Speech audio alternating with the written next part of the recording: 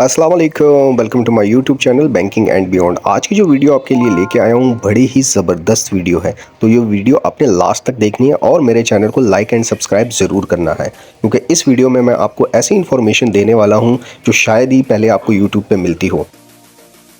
अपना घर क्या है ये? सिर्फ ईंट और गारे से बनी चार दीवारें? नहीं, ये इससे कहीं बढ़कर है।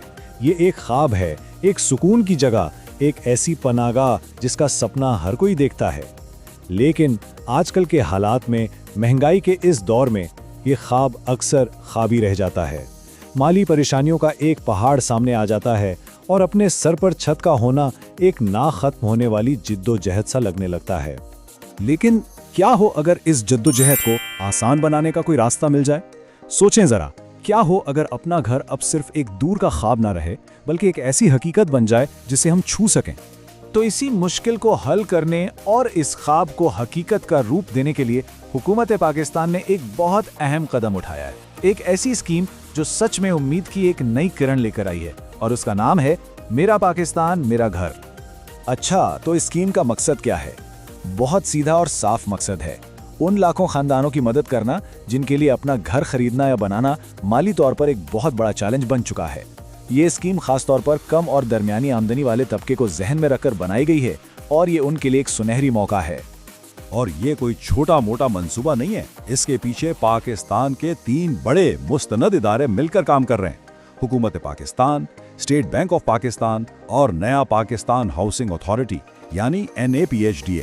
जब ये तीनों इदारे एक साथ हों तो जाहिर है ये स्कीम ना सिर्फ बहुत मजबूत हो जाती है, बल्कि लोगों के लिए काबिल एतमाद भी बनती है। तो सबसे बड़ा सवाल ये है कि आखिर ये स्कीम काम कैसे करती है?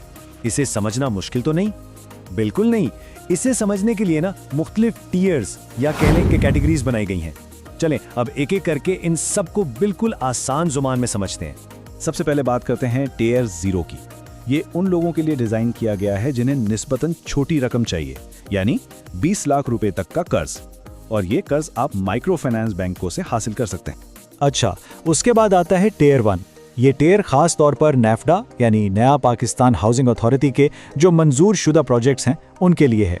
इसमें 27 लाख रुपए तक का कर्ज मिल सकता है, लेकिन हाँ, एक शर्त है कि घर की जो कुल कीमत है वो 35 लाख रुपए से ज्यादा नहीं होनी चाहिए। और फिर आते हैं टियर 2 और टियर 3। ये उन लोगों के लिए हैं जिन्हें शायद थोड़े बड़े घर या अपार्टमेंट की जरूरत है और वो 1 करोड़ रुपए तक का कर्ज लेना चाहते हैं। ये कर्ज किसी भी कमर्शियल बैंक से मिल सकता है, और इसमें यह भी सहूलत है कि ये नेफ्डा के मंसूबों के अलावा भी हो सकते हैं। और अब आते हैं सबसे अहम बात पर, यह स्कीम आखिर है कितनी सस्ती? जरा स्क्रीन पर इस नंबर को देखें। अगर कोई टियर 1 के तहत 10 लाख रुपए का कर्ज लेता है तो जानते हैं पहले 5 सालों के लिए माहाना किस्त कितनी होगी? सिर्फ 5,546 रुपए। जी हाँ, ये रकम तो कई शहरों में एक कमरे के किराए से भी कम है। यही वो चीज है जो इस ख्वाब को हकीकत के करीब लाती है। अब सवाल ये है कि इतनी कम किस्तें मुमकिन कैसे हैं? तो जनाब, ये मुमकिन है हुकूमत की सब्सिडी की वजह से। जरा इस टेबल को देखें। आम बैंक लोन्स के मुकाबले में यहाँ पहले 10 सालों के लिए शरह सूद ना सिर्फ बहुत कम है, बल्कि सबसे अहम बात, ये फिक्स्ड है, यानी इसमें कोई उतार चढ़ाव नहीं आएगा। मिसाल के तौर पर टियर 1 में पहले 5 साल के लिए सिर्फ 3% सूद देना होगा। ये चीज घर के मालिक को एक जहनी सुकून और माली इस्तेकाम देती है, जो बहुत बड़ी बात है।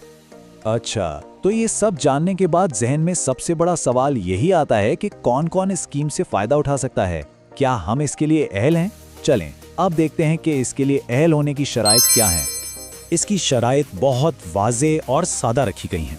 पहला, दरख्वास्त देने वाला पाकिस्तानी शहरी हो। दूसरा, ये उसका पहला घर हो। और तीसरा, ये सहूलत जिंदगी में सिर्फ एक बार ही इस्तेमाल की जा सकती है। इन शराइत का मकसद बिल्कुल साफ है कि इस स्कीम का फायदा सिर्फ उन लोगों तक पहुंचे जो वाकई अपना घर बनाने के सबसे ज्यादा हकदार हैं। और हाँ, इस स्कीम में काफी लचक भी रखी गई है, यानी इस कर्ज को सिर्फ बना बनाया घर या अपार्टमेंट खरीदने के लिए ही नहीं, बल्कि आप इसे प्लॉट खरीदकर उस पर घर बनाने, अपने पहले से मौजूद प्लॉट पर तामीर करने, या अगर घर छोटा पड़ रहा है तो अपने मौजूदा घर को बड़ा करने के लिए भी इस्तेमाल कर सकते हैं। तो ठीक है, अगर कोई अहल है और इस शानदार मौके से फायदा उठाना चाहता है तो सवाल यह है कि अब करना क्या होगा। चलें अब इस अमल के जो अमली इक़दामात हैं उन्हें समझते हैं कि इस सफ़र का आगाज कैसे करना है। देखें, सबसे पहला कदम है कुछ बुनियादी कागजात जमा करवाना। क्या क्या चाहिए? बैंक से दरख्वास्त फॉर्म लेना होगा, अपने शनाख्ती कार्ड की कॉपी, 2 पासपोर्ट साइज तस्वीर और एक हल्फनामा यानी बयान हल्फी देना होगा कि ये आपका पहला घर है। इसके बाद दूसरा कदम है अपनी आमदनी का सबूत देना। अब जो तनख्वाहदार लोग हैं या जिनका अपना कारोबार है, उनके लिए तो ये एक स्टैंडर्ड तरीक़ेकार है। लेकिन इस स्कीम की जो सबसे खास बात है ना, वो ये है कि इसमें उन लोगों को भी शामिल किया गया है जिनकी आमदनी का कोई रस्मी जरिया नहीं है। वो लोग भी यूटिलिटी बिल्स या किराए के मुआहदे जैसे सबूत देकर अप्लाई कर सकते हैं। और ये वाकई एक बहुत बड़ा और अहम कदम है। जाहिर है, जब भी कोई बड़ा काम शुरू किया जाता है तो कुछ मुश्किलात आ सकती हैं। तो जहन में ये सवाल आना लाजमी है कि अगर दरखास्त देने के दौरान कोई मसला पेश आए तो फिर क्या होगा। तो इस मसले के हल के लिए स्टेट बैंक ऑफ पाकिस्तान ने एक बहुत ही ज़बरदस्त सपोर्ट सिस्टम बनाया हुआ है। परेशान होने की ज़रूरत नहीं।